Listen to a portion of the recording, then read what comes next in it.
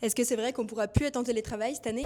En tout cas, en 2026, la tendance est au retour au bureau, du moins pour la fonction publique. En Ontario, depuis lundi, le télétravail est complètement aboli, donc la présence au bureau de 5 jours est maintenant obligatoire. Au Québec, c'est dès la fin janvier que les employés de l'État devront se rendre obligatoirement au bureau au moins 3 jours par semaine, contre 2 présentement. Mais en fait, déjà l'année dernière, plusieurs grandes entreprises, comme par exemple Amazon ou la Banque Scotia, avaient exigé un retour au bureau à temps partiel ou à temps plein. Et la justification, ce serait une baisse de la productivité quand on travaille à la maison. L'impact du télétravail en soi sur l'efficacité est de zéro. Il faut adapter nos modes de gestion en fonction de est-ce qu'on travaille au bureau, en hybride ou en télétravail.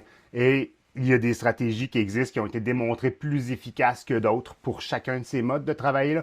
Mais dans les faits, qu'en pensent les travailleurs? Selon un sondage de l'Institut Angus Reid mené l'été dernier, 3 Canadiens sur 5 préféreraient le télétravail. Sinon, près de 80% des répondants souhaiteraient conserver cette option au moins quelques jours par semaine. Et 50% des employés qui seraient forcés de revenir au bureau se disent fâchés. Il y a beaucoup d'employés qui apprécient la flexibilité du travail à distance.